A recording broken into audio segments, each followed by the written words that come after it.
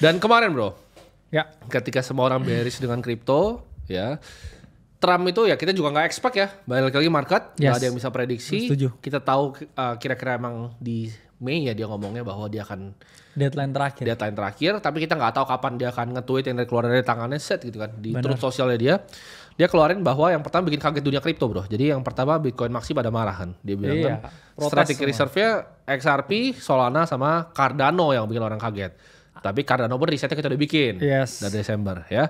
Tapi apakah kita prediksi bahwa Trump akan ngomong seperti itu? Jawabannya tidak, karena nggak ada yang tahu. Ya kalau dia yang bilang tahu, kecuali Insider, hyperliquid. hyperliquid. Ya. Jadi dia ngelong 50x berjuta-juta USD, langsung dia close habis tweet pertama. Iya. Itu pasti insider trading. Tapi di luar dia kayaknya nggak ada yang tahu ya teman-teman ya.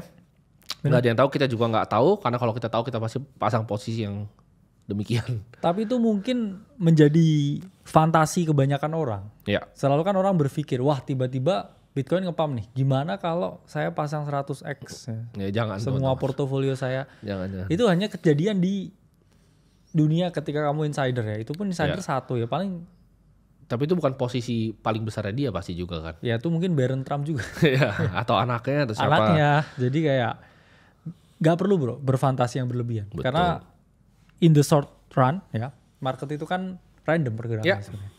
Jadi bisa aja habis ini turun, habis ini ke 200.000 juga bisa. Tapi kan intinya bukan itu.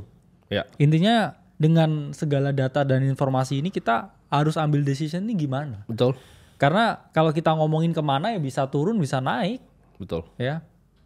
Jadi it's all about the how ya. Karena banyak yang belum ngerti juga di sini. Betul.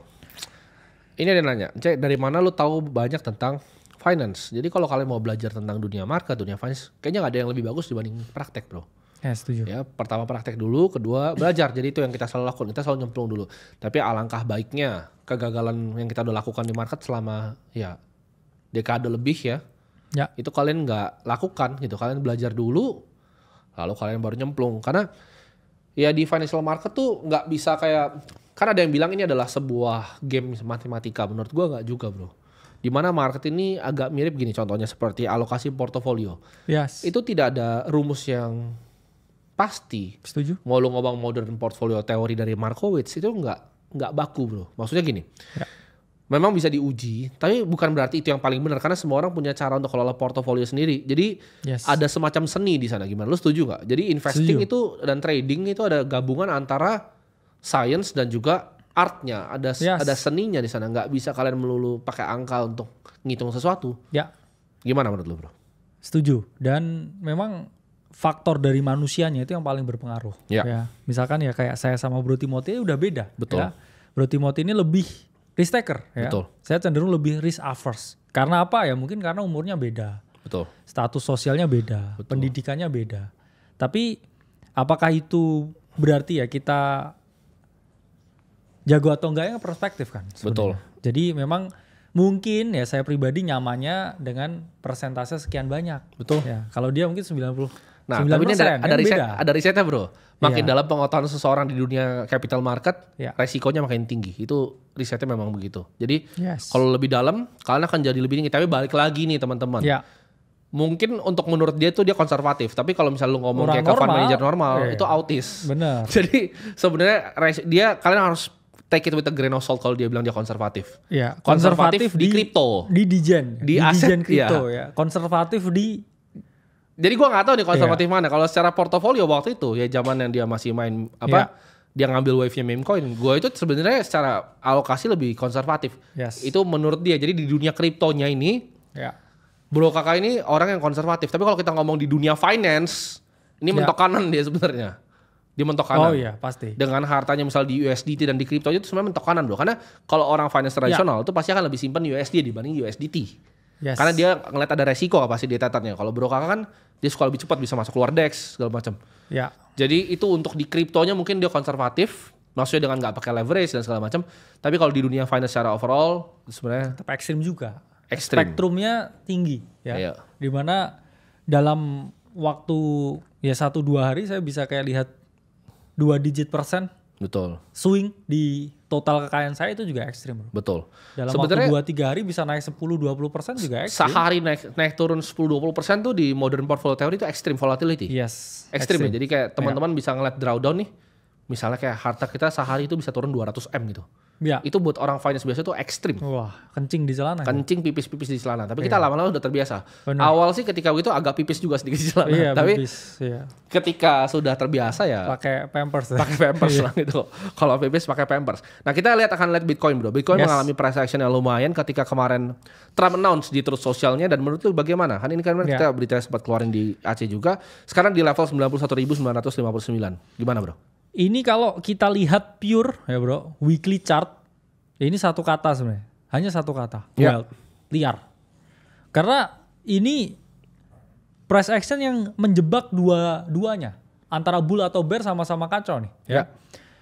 Bear ya, dengan adanya koreksi yang sangat tajam. Kalau ini kita belum lihat tutup candlenya yang minggu yang lalu.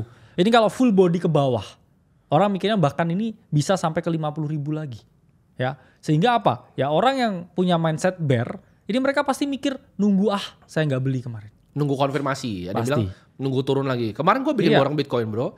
Ada yang bilang begini, gue nunggu Bitcoin 48.000. Nah lu analisanya dari mana? Yes. Gitu kan. Jadi kita tuh ada di sini ya sebagai profesional di bidang ini. Itu karena kita lebih banyak tahu dibanding kalian. Kenapa gue bikin episode borong Bitcoin kemarin? Karena gue tahu. Ada yang komen juga, wah gila portonya turun se-M dalam waktu berapa minggu. Lihat gak sekarang udah balik ke berapa? Yes. Gue bahkan dapat bawahnya tuh, persis di bawah. Iya. Gimana bro menurut lo? Orang-orang yang selalu nunggu turun lebih jauh baru masuk lagi gitu. Mereka selalu ngerasa mereka bisa timing the market. Kita aja yang 10 tahun di sini nggak ngerasa bisa. Kita bisa tahu besok kemana kan? Pasti. Karena dalam jangka pendek ya kan market tuh random teori bro. Ya. Jadi mesin voting juga ya? Mesin voting ya. Tapi kalau untuk jangka panjang ya ini benar-benar mesin penimbang. Ya. Kalau kamu percaya dengan fundamentalnya Bitcoin ya, di mana fiat ini dicetak terus-terusan, tapi Bitcoin ini limited supply-nya dan institusi masuk semua udah ya jutaan Bitcoin. Plus sekarang negara ada wacana US yang mana pasti difomin dengan negara lain. Kalau kamu percaya dengan tesis, oke. Bitcoin at some point in my life itu akan ke 1 juta USD. Yaitu beli di 90 di 80 ribu itu apa bedanya kan?